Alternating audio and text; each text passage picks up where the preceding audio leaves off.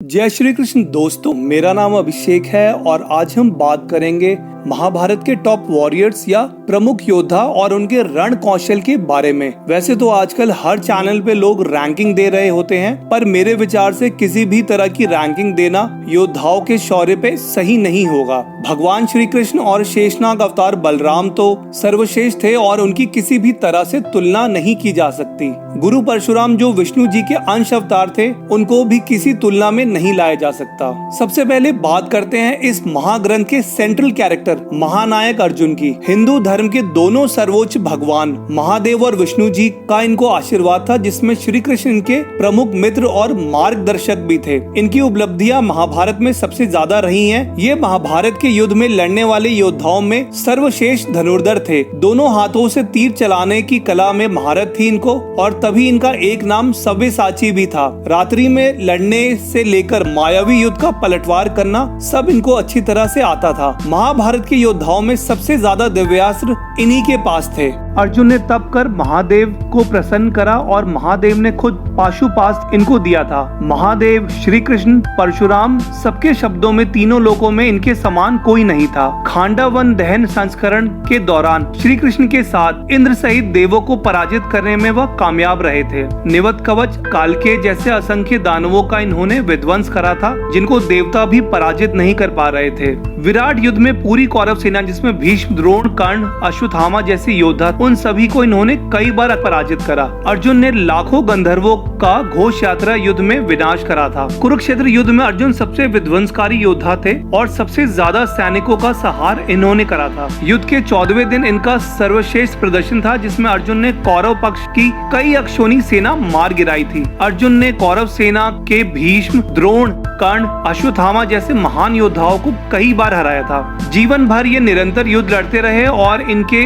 और श्री कृष्ण के कारण हिंदू धर्म को गीता के रूप में महान ग्रंथ मिला। सिर्फ ऐसा नहीं है कि अर्जुन को पराजय ना मिली हो, महादेव से प्रत्यक्ष लड़ने का इनको सौभाग्य मिला, जिसमें इनको आशीर्वाद से पूर्व पराजय मिली थी। अपने पुत्र बभ्रुवाहन से इनको मृत्यु मिली, पर इनको जीवित कर दिया गया। अश्वमेध यज्ञ युद्ध में सैंधव सैनिकों भी इन पे भारी पड़ गए थे। अपने जीवन के आखिरी युद्ध में लुटेरों से अर्जुन को पराजय मिली थी। युद्ध के 14वें दिन द्रोण इन पे हावी पड़ गए थे। कुरुक्षेत्र युद्ध के कुछ मौकों पे, जैसे भागदत्त का वैष्णवास्त्र, कर्ण का सर्पमुखी बाण, श्रुत युद्ध की गदा का वार में श्री कृष्ण ने खुद बचाव करा था। इनको बहुत सारे एडवांटेजेस थे। इसका ये जवाब है कि सारे युद्ध के एडवांटेज इन्होंने अपने स्वभाव तप से अर्न करे थे। महादेव, श्री कृष्ण से लेकर हनुमान जी और ऋषियों की सबकी यही इच्छा थी कि ये अविजित रहे। सभी कुरु राजकुमारों ने मिलकर द्रुपद को हराया था। वहाँ पर भी इनका प्रमुख नाम आता है कि द्रुपद को पकड़ के लाने में। द्रौपदी स्वयंवर में भी अर्जुन ने अपनी उच्चतम धनुर्विद्या से जीता था। जब आर्यव्रत के सभी राजा विफल हो गए थे, तब उनके पास ना कोई गांडीव था और ना ही कोई भी तरह के एडवांटेजेस। अर्जुन के बाद हम बात करते हैं दानवीर कर्ण पे। संजय के शब्दों में कौरव पक्ष की तरफ से भीष्म और द्रोण से भी ज्यादा इन्होंने प्रभावित किया था अपने युद्ध कौशल से। सिर्फ धनुर्विद्या ही नहीं, पर वो एक ऑलराउंड योद्धा थे। मल्लयुद्ध और तलवार से भी कुशलता से युद्ध करते थे। दिग्विजय यात्रा में कर्ण ने भागदत्त सहित अनेक राजाओं को पराजित करा। गुरु परशुराम ने इनको बहुत तरह के दिव्यास्त्र दिए थे। जरासंध सहित सभी राजाओं को इन्होंने स्वयंवर में हराया था। पांडवों की 1.5 अक्षौणी सेना का कर्ण ने विनाश करा था अपने 5 दिनों के युद्ध में। घटोत्कच जब कौरव सेना पे मायावी युद्ध कर उनका विनाश कर रहे थे, तब कर्ण ने घटोत्कच का वध किया था वास्तविक शक्ति से। परशुराम ने इनके समान किसी भी क्षत्रिय नहीं होगा ऐसा कहा था। कौरव सेना की तरफ से सबसे ज्यादा सामूहिक हमलों का कर्ण ने सफलतापूर्वक प्रतिकार करा था। युधिष्ठिर को ये बंदी बना के युद्ध में एक उलटफेर कर सकते थे, जो इन्होंने नहीं करा। युद्ध में इन्होंने चारों पांडव भाइयों को मौका होते हुए भी नहीं मारा था। युद्ध के 17वें दिन कर्ण का सर्वश्रेष्ठ प्रदर्शन था।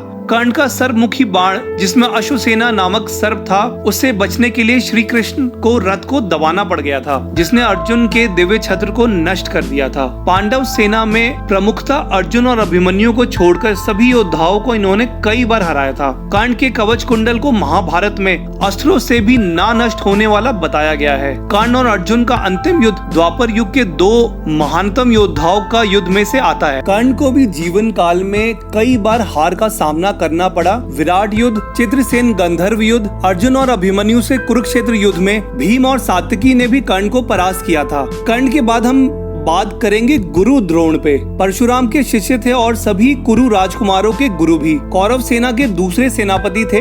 प्रमुख पांडव योद्धा जैसे अभिमन्यु, घटोत्कच, विराट, द्रुपद इनके सेना अध्यक्ष काल में मारे गए थे। पांडव सेना के खिलाफ चक्रव्यूह बना के इन्होंने युद्ध का 13वां दिन पांडवों पे बहुत भारी कर दिया था। युद्ध के 15वें दिन इनका सर्वश्रेष्ठ प्रदर्शन था और ये किसी से रुक नहीं पा रहे थे।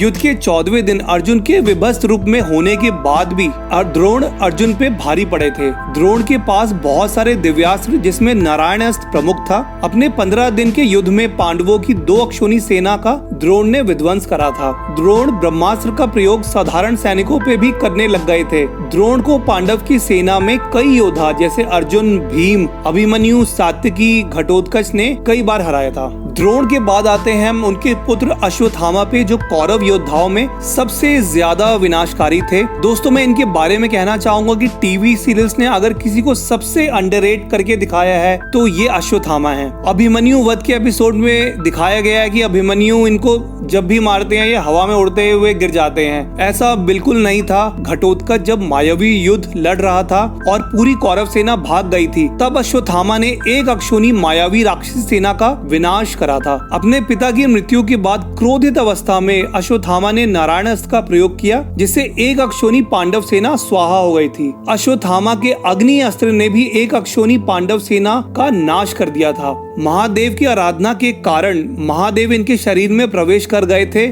और अश्वत्थामा ने विभस्त रूप दिखाते हुए महाभारत के 18 दिन के युद्ध के बाद बची हुई पांडव सेना धृष्टद्युम्न, शिखंडी, उप पांडव का वध कर दिया था। अश्वत्थामा ने ब्रह्मशीर्षा को पांडवों पे भी चला दिया था, जिस संस्करण में उनको श्री कृष्ण से श्राप मिला। अश्वत्थामा को भी बहुत बार विभिन्न पांडव योद्धाओं से हार मिली थी। अब हम आते हैं गंगा पुत्र भीष्म पे। अगर ये युद्ध भीष्म के युवा दिनों में होता तो वह निश्चित ही इस युद्ध के नायक होते। भीष्म अपने से कई पीढ़ी आगे के योद्धाओं से युद्ध कर रहे थे। अपने समय में भीष्म ने विष्णु अंश अवतार परशुराम को गंगा और वासु की मदद से पराजित किया था, या ये कह सकते हैं कि परशुराम जी ने पराजय स्वीकार कर ली थी। अपने भाई विचित्रवीर्य के विवाह के लिए भीष्म ने सभी राजाओं को हरा दिया था। हालांकि कुरुक्षेत्र युद्ध में भीष्म की बहुत ज्यादा उपलब्धियां नहीं है और इनको कुछ युद्ध में अर्जुन से पराजय भी मिली थी। विराट युद्ध में भी ये हार गए थे, परंतु इनके होते हुए ना जरासंध ना द्रुपद ने कभी हस्तिनापुर पे हमला करा था।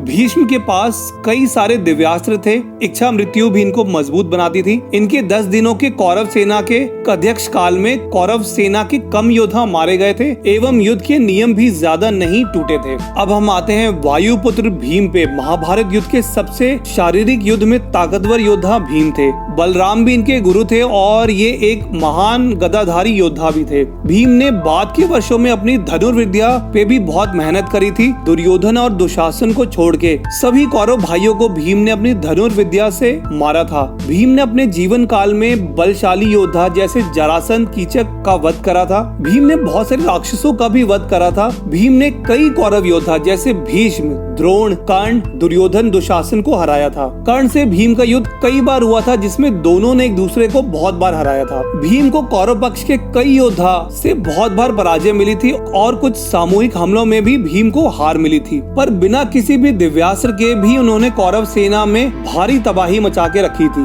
भीम के बाद हम आते हैं सात्यकी पे। दोस्तों सात्यकी नाम के योद्धा का तो नाम ही बहुत लोगों ने नहीं सुना होगा। मुझे तो खास टीवी सीरियल याद ही नहीं आता जहां उनको बताया भी गया होगा। B.R. चोपड़ा महाभारत में एक सीन है जहां युधिष्ठिर युद्ध के 14वें दिन बोलते हैं कि अर्जुन की मदद के लिए तुम जाओ। सात्यकी भी अश्वत्थामा की तरह काफी अंडररेटेड योद्धा रहे हैं। युद्ध में वह मारे नहीं गए, ये एक बहुत बड़ी उपलब्धि है उनकी। दूसरा, युद्ध के 14वें दिन उनका प्रदर्शन सर्वश्रेष्ठ रहा था। कहीं कहीं अर्जुन से बेहतर होने का भी उल्लेख है। उस दिन सात्यकी ने लगभग सभी कौरव योद्धाओं को हरा दिया था, जिसमें द्रोण, अश्वत्थामा, कर्ण, दुशासन प्रमुख थे। सात्यकी को कर्ण से कई बार पराजय मिल दी थी। कुछ सामूहिक हमलों में भी उनको कौरव योद्धाओं से पराजय मिली थी। दोस्तों एक और योद्धा है भागदत्त। ये महाभारत के महान योद्धा है जिनका किसी भी सीरियल में कोई उल्लेख नहीं है। गज यानी हाथी पे लड़ने वाले विश्व के सबसे सर्वश्रेष्ठ योद्धा थे ये। अर्जुन से इन्होंने एक भीषण युद्ध लड़ा था। उनके वैष्णव अस्त्र जो अचूक था, जब इन्होंने अर्जुन पे प्रहार करा तो श्री कृष्ण ने उसको अपने ऊपर ले लिया था। सुप्रांतिका जो इनके गज का नाम था, उसके भी एक घातक कुचलने वाले प्रहार को श्री कृष्ण ने अपने रथ को कुशलता से हटाते हुए बचाया था। दोस्तों, उनके गज ने लगभग भीम को मार ही दिया था। भागदत्त ने भी काफी सामूहिक हमलों का सफलतापूर्वक प्रतिकार करा।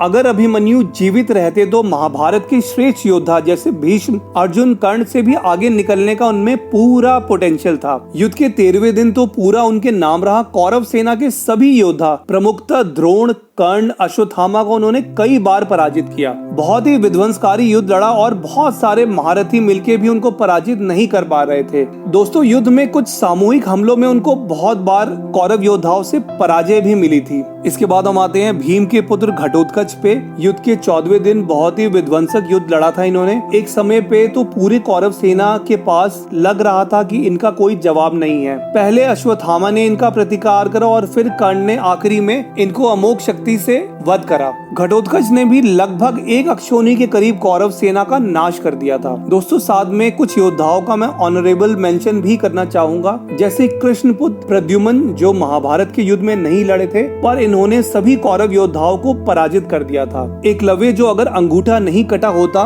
तो धनुर्विद्या की तकनीक में शायद सर्वश्रेष्ठ हो सकते थे। दुर्योधन भी सर्वश्रेष्ठ गधा युद्ध करने वाले योद्धा थे। नकुल, सहदेव, वृषसेन भी कुशल योद्धा थे। दोस्तों, जरासंध को भी हम महाभारत का एक पावर सेंटर मान सकते हैं जो श्री कृष्ण को टक्कर देते थे। और कीचक जब तक थे उन्होंने किसी भी राज्य द्वारा विराट पे किसी भी तरह की नजर नहीं पड़ने दी। अगर आपको ये वीडियो पसंद आया हो तो लाइक करें, कमेंट करें, शेयर करें और मेरे चैनल को जरूर सब्सक्राइब करें। जय हिंद।